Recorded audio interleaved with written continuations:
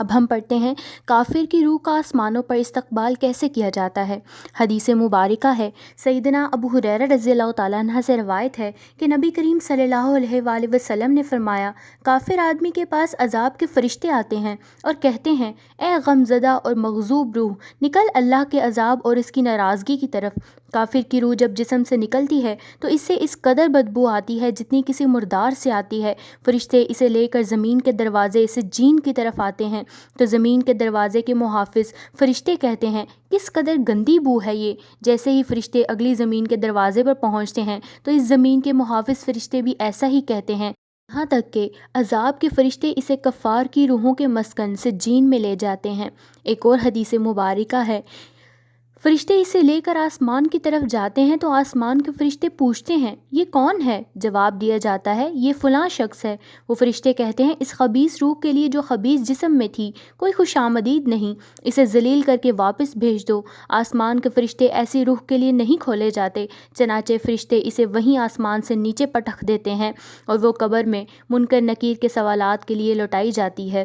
اسی طرح ایک اور حدیث ہے، سیدنا ابو ہریرہ رضی اللہ تعالیٰ عنہ سے مروی ہے کہ کافر کی روح کو جب آسمان کی طرف لے جایا جاتا ہے تو آسمان کے فرشتے کہتے ہیں، کوئی ناپاک روح زمین کی طرف سے آ رہی ہے۔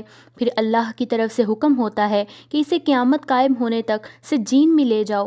راوی رضی اللہ تعالیٰ عنہ کہتے ہیں، جب رسول اللہ صلی اللہ علیہ وآلہ وسلم نے کافر کی روح کی بدبو کا ذکر کیا تو نفرت سے اپنی چادر کا دامن اس طرح اپنی ناک پر رکھ لیا اور پھر ابو ہریرہ رضی اللہ تعالیٰ عنہ نے اپنی چادر ناک پر رکھ کر دکھائی۔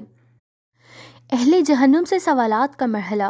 حدیث ہے، سیدنا انس رضی اللہ تعالیٰ عنہ بن مالک سے روایت ہے کہ رسول اللہ صلی اللہ علیہ وآلہ وسلم نے فرمایا، آگ کے عذاب اور فتنہ دجال سے اللہ کی پناہ مانگو۔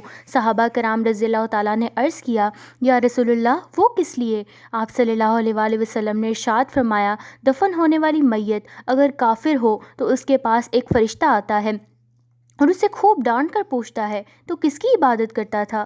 وہ کہتا ہے، میں نہیں جانتا۔ فرشتہ اسے جواب میں کہتا ہے، تو نے نہ تو خود عقل سے کام لیا نہ قرآن پڑھا۔ پھر فرشتہ پوچھتا ہے، اس آدمی محمد صلی اللہ علیہ وآلہ وسلم کے بارے میں تو کیا کہتا تھا؟ کافر کہتا ہے، میں وہی کہتا تھا جو دوسرے لوگ کہتے تھے۔ یہ جواب سن کر فرشتہ اس کے دونوں کانوں کے درمیان یعنی دماغ پر لوہے کے گرزوں سے مارنا شروع کر دیتا ہے اور وہ بری طرح چیخنے چلانے لگتا ہے۔ اس کی آواز جن و انس کے علاوہ ہر جاندار مخلوق سنتی ہے۔